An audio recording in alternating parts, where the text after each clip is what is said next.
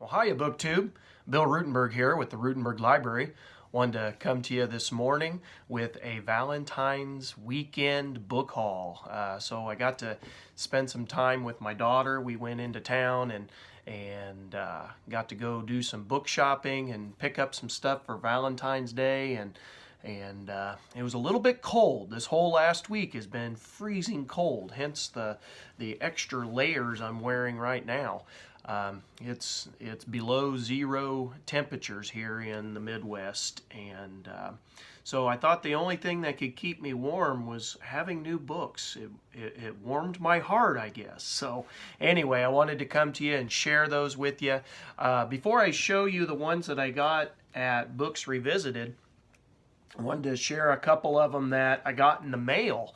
And so I got a big thank you to Mark Richardson, who sent me a couple books in the mail that he had found up in Vermont. And so the first one on the book haul here, and what would a book haul be without a nice baseball book? And so this first one is Summer of '98, When Homers Flew, Records Fell, and Baseball Reclaimed America by Mike Lupica. Okay, there we go. And I really cherish this book.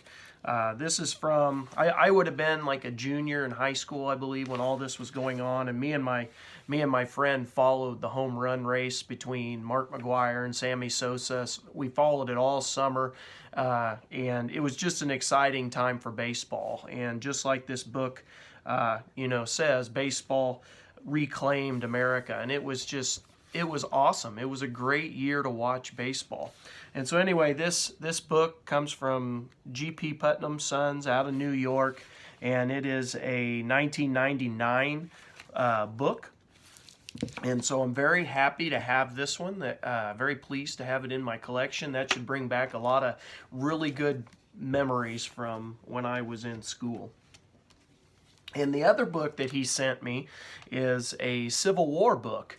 And this one is The Battered Stars, One State's Civil War Ordeal During Grant's Overland Campaign, From the Home Front in Vermont to the Battlefields of Virginia by Howard Coffin, with an introduction by Edwin Beers. And so I was very happy to add this. As you know, I like Civil War stuff. It's one of my favorite things to read about. And so when he sent this, I was pretty excited about that. It's from the Countryman Press from Woodstock, Vermont. And it is a 2002 book, and it's got a nice little signature on it. And so that's a pretty cool little bonus there. But yeah, this is going to be a treat. And again, thank you, Mark. I really appreciate that. That adds to my Civil War collection. So the next book, and so again, these next several, the rest of this collection I got from, well, take that back. I got it from two different places. I got it from Books Revisited, and then my daughter wanted to stop in at the Dollar Tree, and I found a couple of books for $1. And so let me show you those real fast, and then I'll get to the Books Revisited ones. So this first one's from Nathaniel Philbrick. It's George Washington, Benedict Arnold, and the Fate of the American Revolution. Excuse me, Valiant Ambition, George Washington, Benedict Arnold, and the Fate of the American Revolution.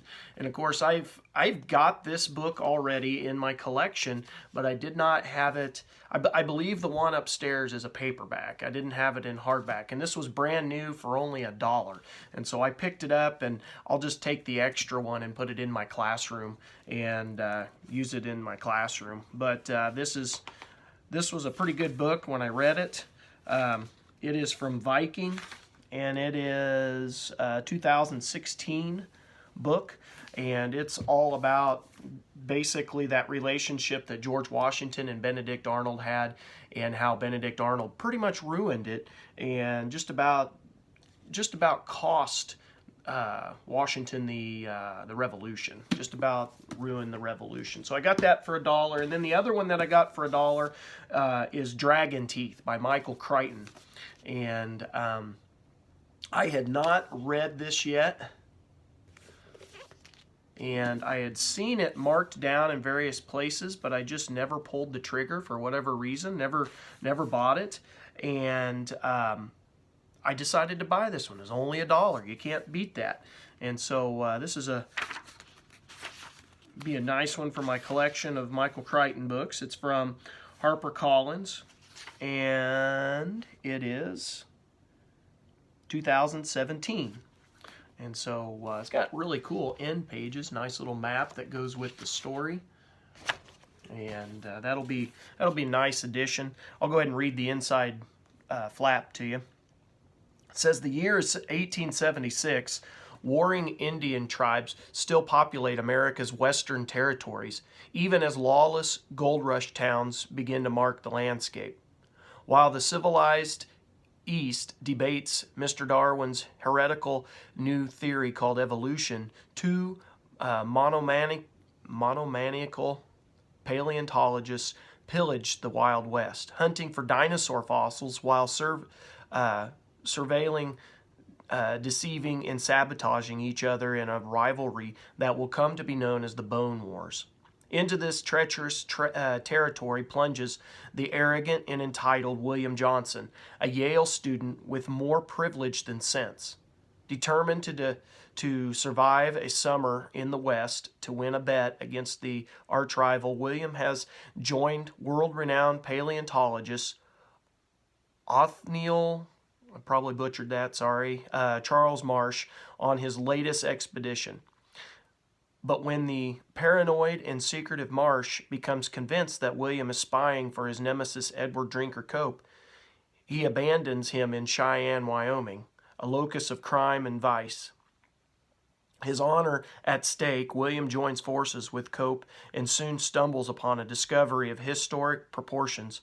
With the extraordinary treasure, however, comes exceptional danger, and William's newfound resilience will be tested in his struggle to protect his cachet from some of the West's most notorious wily characters. And so basically a novel all about hunting dinosaur bones. So that'll be fun. Again, I haven't read that, so that'll be a nice addition to my collection. So the next 5 books were from Books Revisited, and a little bookstore in St. Joe that's attached to the Rolling Hills Library, and they always have paperbacks for $1, hardbacks for $2. Most of them are in very new condition, and sometimes they have the more popular titles will be marked up, you know, couple bucks, not a big deal. But so I picked up some. I spent just a little bit more than I usually do, but that's all right because they were some really good titles. So the next one is a paperback here, John Keegan's The Price of Admiralty, The Evolution of Naval Warfare. And so I've been picking up books by John Keegan in the last year or so, and so I was real happy to get this one. It's a Penguin Books, and it is a 1988 book. It's got a little bit of a stain on that front cover, but it's not too bad. It's in very readable shape. The spine's all in good shape, and so I'm okay with that. I can deal with that. But it says on the back, in his acclaimed classics, The Face of Battle and The Mask of Command, John Keegan explored in depth the individual's experience of war. Now he brings his remarkable powers of analysis to the history of naval combat, illuminating 4 landmark sea battles: the Battle of Trafalgar, the Battle of Jutland, the Battle of Midway, and the Battle of the Atlantic. With expert insight, Keegan dissects each battle, discussing the tactics and strategies necessary for offensive and defensive maneuvers, the role of commanders in the operational routines, and reactions of the average sailor. He offers, too, a sobering view of the awesome powers of destruction of today's naval arsenals. And so that'll be, I think, a fun book, a nice little thing on naval warfare. It's got some nice black and white photos in the middle. Got a couple chunks of those. There's another one there. And so that'll be good. It's only, let's see, 328 pages, so it won't be a real long read. So I look forward to that. Now, another one that I picked up, and this one was a $3 book. It's by Edward G. Longacre, and it's Joshua Chamberlain, The Soldier and the Man. And it's in really good condition, and real excited to have this go with my Civil War collection. It is from Da Capo Press, and it's a 1999 book. And of course, Joshua Chamberlain, he's famous, probably most famous for his stand at Gettysburg. So let me read the back to you on this one.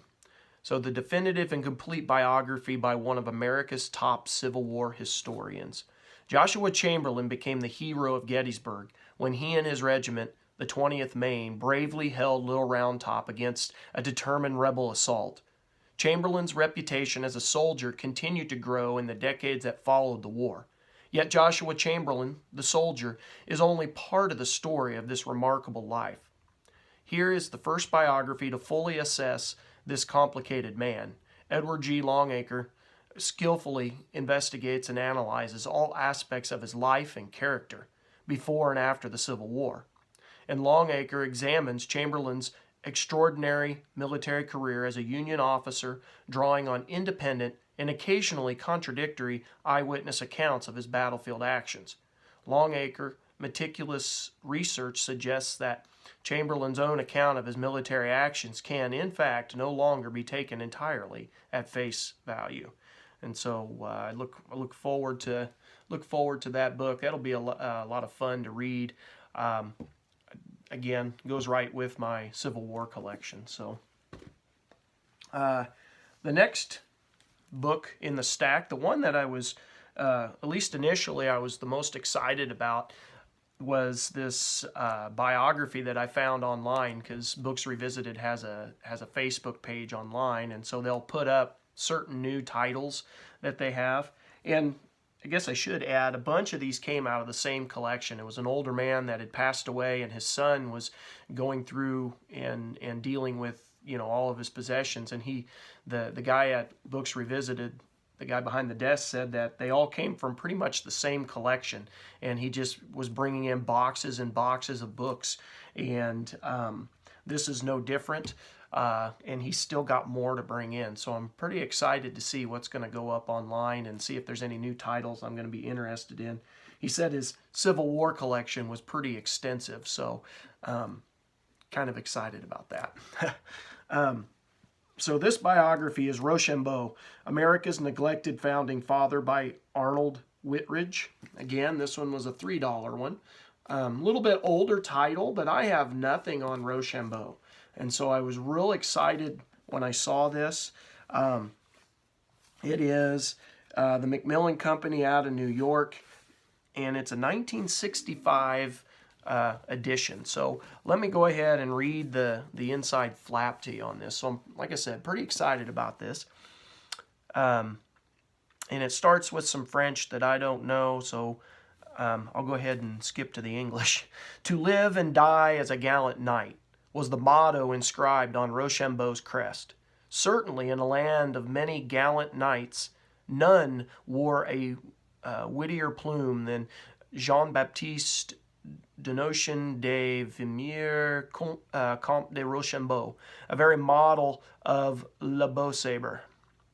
To crown an already incredibly brave and brilliant career, his victory at Yorktown administered the coup de grace to the British and made America an independent nation.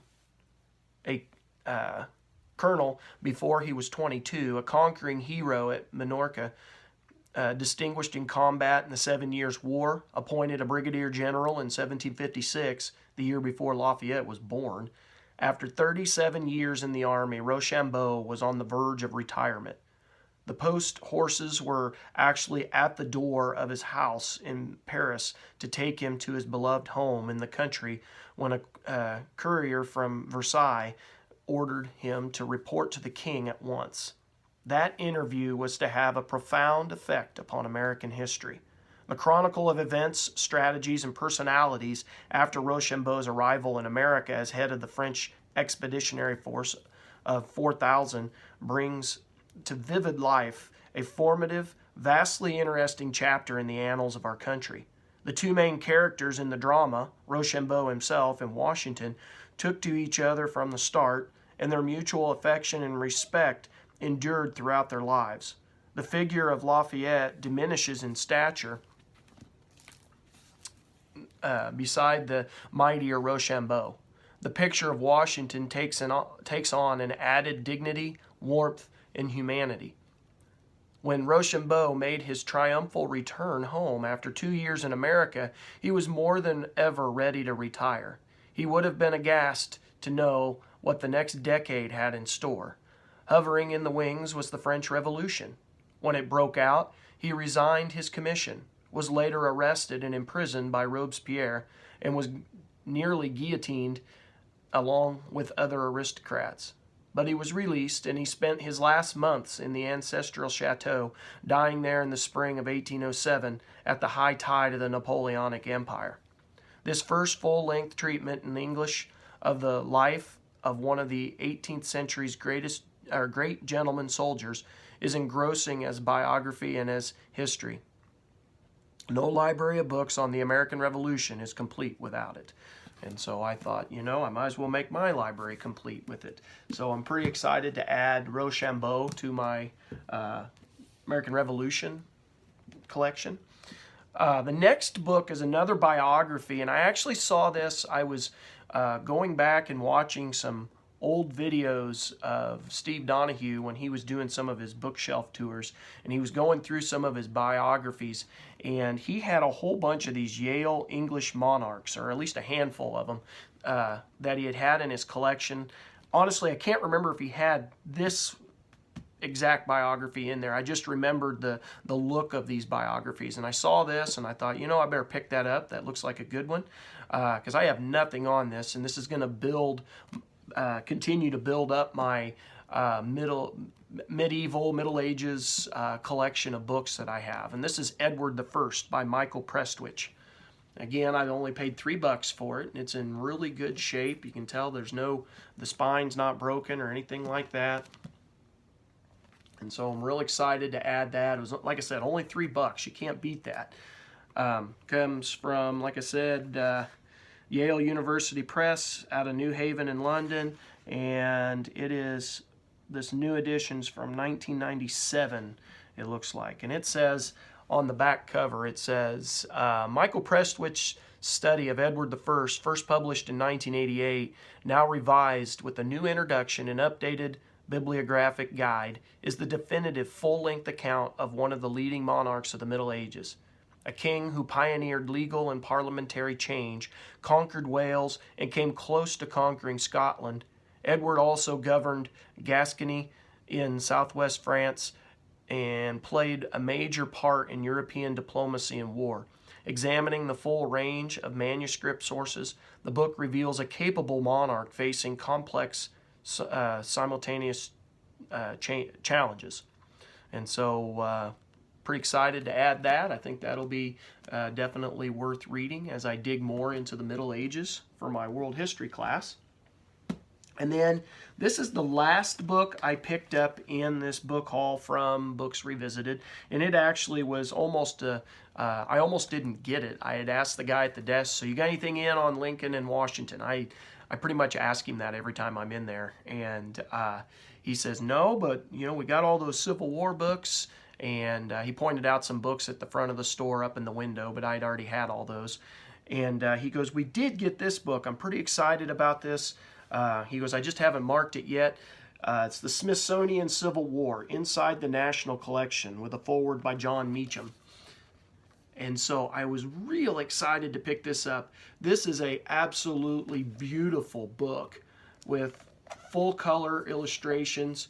Kind of a coffee table book, it's a bigger book, but I'm telling you, it is absolutely beautiful. Try not to break the spine of it. It's full of pictures and the stories behind what's in those pictures and the collection in the Smithsonian. So this is a wonderful addition to my collection. It came out in, let's see here, give me just a second. Well, I do not see a date. Okay, scratch that thought. Don't see a date. But anyway, wonderful addition to the collection. Pretty excited about that. So these were my new books on this Valentine's weekend. I hope everybody out there is staying warm. I know I'm trying to. I got extra layers on this morning, and I got to go plodding through the snow and go to school, and because we're going to be learning remotely because that's how cold it is. BookTube, like I said, I hope everybody's safe, warm, enjoying your books, and of course, till next time, happy reading.